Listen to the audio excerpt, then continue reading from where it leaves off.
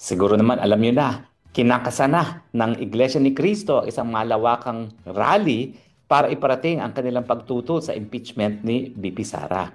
At alam niyo ba ang balita ko, abay hindi lang Iglesia ni Cristo ang sasapi rito. Meron pang iba't ibang mga simbahan ang sasapi dito. At sigurado, ito na ngayon ang mga pinakamalaking pagtitipo na makikita natin sa ating kasaysayan. No? So anong ibig sabihin nito? Ano ang mangyayari sa mga kongresista na susuporta sa impeachment complaint laban kay Inday Sara Duterte? Well, bilang isang politiko, alam na po natin kung gaano kaimportante ang suporta ng Iglesia ni Cristo, lalong-lalo na sa mga tumatakbong kongresista. Kasi alam niyo yung lamang ng kongresista sa distrito, kakaunti lang yan. At minsan, yung kaunting lamang na yan ay nakadepende dun sa numero ng mga miyembro ng Iglesia ni Cristo. Ngayon, magsasanib puwersa pang iba't ibang simbahan. So, kapag nagsabi rin iba't ibang simbahan na i-boycott ang lahat ng sumuporta sa impeachment ni Inday Sara, ibig sabihin, matatalo ang mga kongresistang yan. So, kung ikaw ay kongresista, kakasa ka pa ba sa impeachment? Ang problema, kinakailangan kasi kung gusto nilang i-fast track, pipirma sila sa isang impeachment resolution. So, pag sila ay nakapirma, markado na sila. Hindi lang sa iglesia, kundi yung iba pang mga simbahan na sasapi sa malawakang pagtutol sa pagtanggal kay BP Sara. Alam niyo itong pagtatanggal kay Inday Sara, matagal ang plano yan. Sa mulat-mula, alam nila na banta si Inday Sara. At ako na nga yung unang-una nagsabi na talagang pinaplano na nila yung impeachment complaint, di ba? And yet, yan po ay pinasinungalingan ng mga liderato ng Kamara de Representante. So anong lumalabas? Ang liderato ng Kamara ay sinungaling. Dahil sa mulat-mula, talagang kinakailangan tanggalin nila yung pinakamalaking banta sa kanilang plano na Marcos Forever.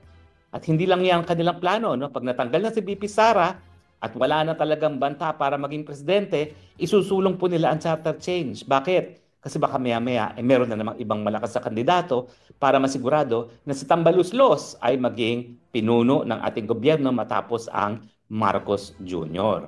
So yan po ang kanilang playbook. Kaya lang, nasira ang playbook nila dahil hindi nila akalain na Iglesia ni Cristo na dati-rati naman talaga ay supporter ng mga Marcos ay magpapatawag ng malawakang rally na susuportahan si Vice President at tututulan ang pag-impeach kay BP Sara. Pero pansinin niyo po ha, ang sinasabi ng Iglesia ni Cristo, sinusuportahan nila yung panawagan ni BBM na wag i-impeach si Inday Sara. Well, siyempre, ang sabi nga, ang wika nga sa Ingles, they're calling the bluff of BBM.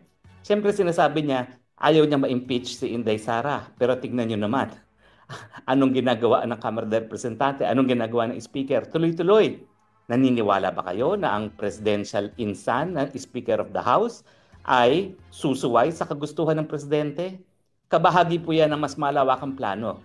At kung hindi man kasama si PBBM, sigurado dyan, yan ang plano ng Lisa Araneta Marcos at ng Romualdez at nagpapakita na kung talagang totoong ayaw ma-impeach ni Presidente si BP Sara, ibig sabihin, naging inutil na ang Presidente.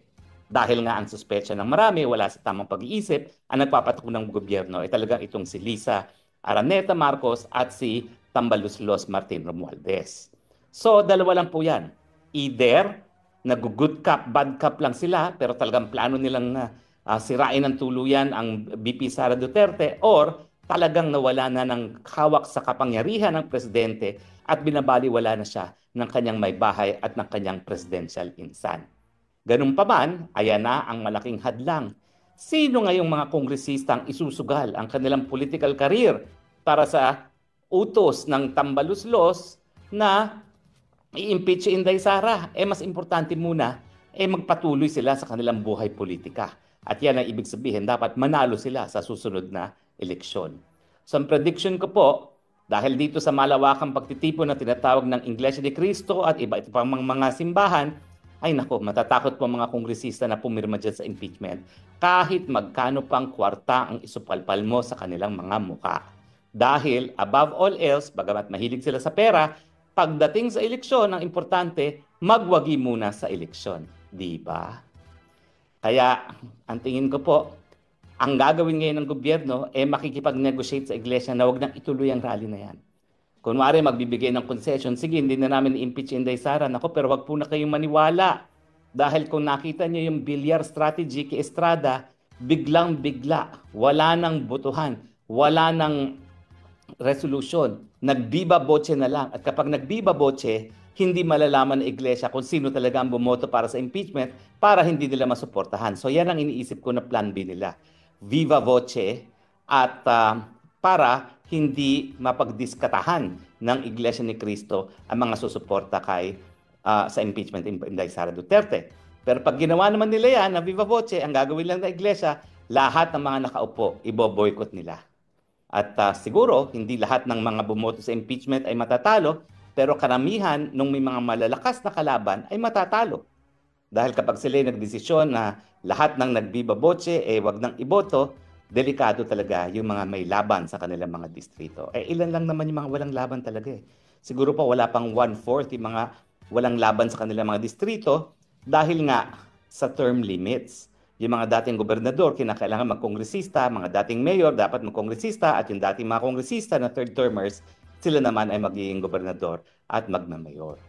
So, mabuti na lang po, nariyan ang ating mga simbahan at nagagalak din po ako na bagamat hindi pa sumasali ang simbahang katolika, aba itong si Sok Villegas na nanawagan na rin, no? Na dapat talaga maabala sa sobrang pamumulitika at sa sobrang korupsyon sa gobyerno ngayon. Bagamat siya po ay dilawan to the core at hindi po talaga susuporta yan kay Duterte, siguro hindi na rin niya naatim o maatim yung lantaran ng korupsyon at pamumulikan na nangyayari sa ating bayan. Kaya nagsalita na rin siya. So hindi po ako magtataka kung marami rin sa ating mga Katoliko ang makipagsanib puwersa kasama Iglesia ni Cristo at iba pang mga simbahan. Kung hindi man ang institusyon ng simbahang Katolika ay sasapi, magkakaroon din niya ng parang panawagan sa mga Katoliko na makiisa na rin. Ang tanong, ang mapipigilan ba ay ang impeachment lang ni Inday Sara Duterte o ito ba ay magdudulot na ng People Power 3? Well, siguro naman kung talagang alam nilang bumasa ng kumbaga usaping politika, alam na ni Bongbong Marcos Jr. na malapit na ang katapusan.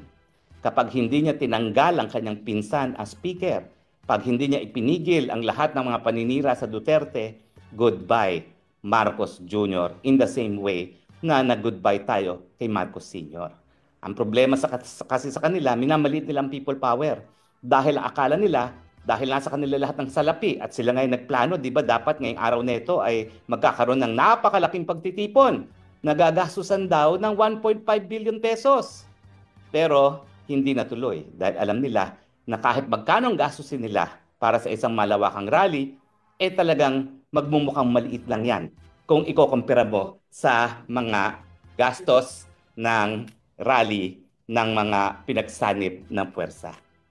Sa mga kaibigan sana po ipaglaban natin ang demokrasya, miski hindi tayo kabahagi ng Iglesia ni Cristo, tayo po ay makiisa kapag sila'y nanawagan na ng mas malawakang pagtitipon. Okay? Maraming salamat po sa inyong patuloy na pagtangkilik Ito po ang inyong spokesang bayan nagsasabi, I love you Philippines. You're the only country that I have. You're the only country that I love.